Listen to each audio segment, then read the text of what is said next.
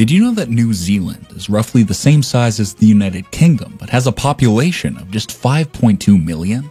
That's 13 times fewer people. Despite its stunning natural wonders, including vast mountain ranges, glaciers, and national parks, over 80% of the country remains untouched wilderness. But what's keeping this beautiful land so empty? Well, let's explore the situation. Why is New Zealand so empty? New Zealand is the long, beautiful stretch of islands in the southwest Pacific. If you were to pick one place on Earth that showcases the geological wonders of our planet, it's definitely New Zealand.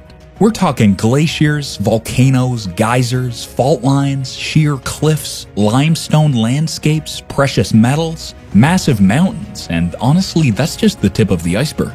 But despite all this natural beauty, most of New Zealand is just vast open wilderness. Let's put things into perspective. According to the World Population Review, New Zealand is home to about 5.2 million people as of 2023. Here's the catch. About half of these folks, over 2.4 million, live just in 5 cities. And get this, almost 1.6 million people are crammed into Auckland alone. That's roughly 30% of the entire population in one city. In fact, MoveHub tells us that more than 86% of Kiwis live in urban areas. To give you a better idea, New Zealand is about the same size as the United Kingdom. But while the UK has a whopping 67 million residents, New Zealand's population is only 5.2 million. That's 13 times less. So why is New Zealand so empty? Let's say it's a combination of factors. According to Matt Kiwi, New Zealand is all about striking a balance between protected habitats, mountainous terrain, farmland, and spaces suitable for people to live. But there's a bit more to it. New Zealand Immigration points out that this country was one of the last places on Earth to be settled. Polynesian sailors didn't make it there until about 700 to 800 years ago. By then, most of the world was already explored and settled, leaving New Zealand in catch-up mode ever since. It has always been on civilization's edge. As the Encyclopedia of New Zealand explains, humans started spreading out of Africa around 100,000 years ago, eventually branching out into different cultures and societies. But it wasn't until nearly 500 years after settling places like Tahiti and Hawaii that people finally made their way to New Zealand. It's pretty mind-blowing when you think about it. When you take a look at a world map, it all starts to make sense. People often think New Zealand is right next to Australia, but that's not quite true. According to Australia ETA, it's actually over 4,000 kilometers away. To put that into perspective, that's even farther than the distance between Iceland and Greece. No wonder New Zealand was the last place on Earth to be inhabited by humans, and it's still pretty tough to get to. A global flight path map from Esri shows New Zealand sitting on one of the most least traveled routes on the planet. After the Maori arrived between 1200 and 1300 CE, it took over 300 years for the next explorers to show up. Dutch navigator Abel Tasman landed in 1642, naming it New Zealand, and the nickname stuck. Then, 127 years later, in 1769, English explorer James Cook came along, claiming it for the British Crown. Fast forward to 1907, and New Zealand finally became an independent nation. So really, it hasn't had much time to grow its population compared to other parts of the world. What about the islands? Well, did you know that New Zealand is made up of over 600 islands? But let's be honest, the ones everyone talks about are the North Island and South Island.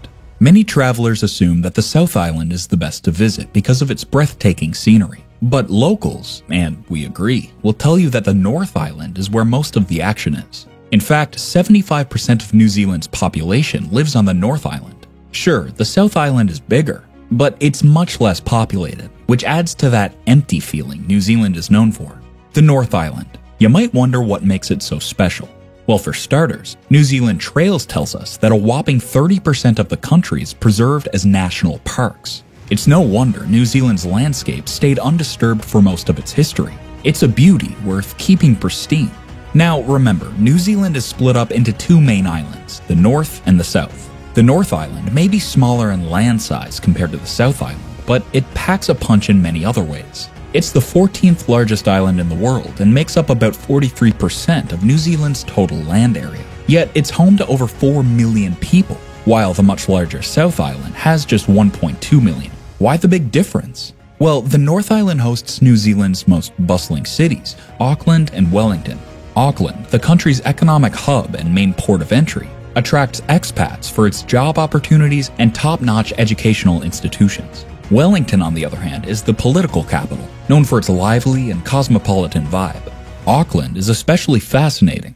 Visiting the city means not just exploring a quintessential Kiwi metropolis, but also diving into a mix of Asian and Pacific cultures without needing to hop on multiple flights across the vast Pacific Ocean.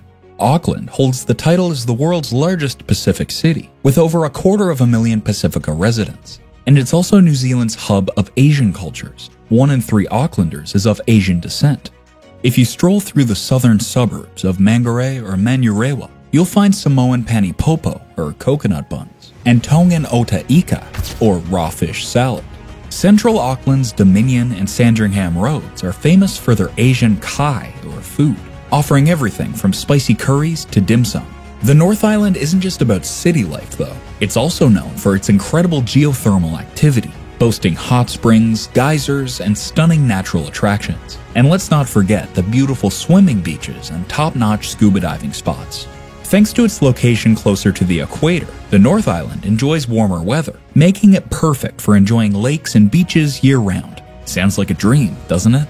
Now let's dive into the South Island, the largest landmass of New Zealand, covering a whopping 150,437 square kilometers, or 58,084 square miles. Scenic South Island. Interestingly, it's the world's 12th largest island and houses about a quarter of New Zealand's population. Back in the early days of European settlement, the South Island's population equaled or even surpassed that of the North Island. But what made the South Island attractive to early settlers, but they eventually shifted to the north? Between 1865 and 1890, the South Island was the place to be. Early settlers were drawn to its vast grassy plains, which were perfect for farming. The terrain made it easy to build roads and railways, promoting even more settlement. Plus, the climate along the coast was ideal for producing non-perishable goods like grain and wool, giving a big boost to the export economy. And let's not forget about the South Island Gold Rush, which attracted people to central Otago and the west coast up until the 1890s. Unlike the North Island, the South Island had relatively fewer Maori inhabitants, making land acquisition simpler for settlers. But as time passed, things began to change. In the 20th century, attention shifted to the North Island, and several factors contributed to this shift. For one, the end of the New Zealand land wars opened up opportunities for farmers to buy land in the north. Dense forests in the north were cleared and transformed into fertile farmland, perfect for producing perishable goods like meat and dairy. The introduction of refrigerated ships made it possible to export these products efficiently. On top of that, the North Island's mild, moist climate was more suitable for dairy and meat production compared to the south. Meanwhile, the South Island lost some of its appeal. The gold rush was over, and the days of striking it rich quickly faded. With the North Island's swampy and forested areas cleared, farming and road construction became easier.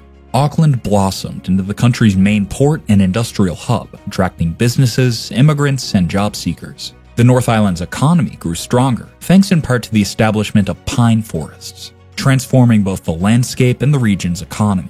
Despite this shift in population, the South Island never lost its charm. Today, it's famous for its breathtaking mountain scenery and stunning national parks, home to waterfalls, glaciers, and fjords that lure adventure seekers from around the world. In the winter, it's a go-to destination for snow sports, while Queenstown has built a reputation as a hub for thrill seekers, offering everything from bungee jumping to skydiving. But it's not just the landscape that captivates visitors. The South Island is also a haven for wildlife enthusiasts, with opportunities to spot penguins, dolphins, and seals in their natural habitats. Plus, the island has a thriving agricultural scene, making it a popular spot for expats working in tourism and farming. It may not be as densely populated as the North, but the South Island's natural beauty and outdoor adventures give it a unique, untamed allure that keeps drawing people back. The South Island, while stunning, does come with its own set of challenges. Its economy is smaller and less diverse compared to the North Island, which means job opportunities in certain industries can be more limited. So if you're looking to build or advance your career, especially in sectors like tech, business, or education, the South Island might not have as much to offer. Speaking of education, the South Island has fewer schools and universities than the North Island. This could be a disadvantage if you have kids or if you're looking to further your own studies. Another thing to consider is the isolation. The South Island is more remote, with fewer transportation options and longer travel times to get around.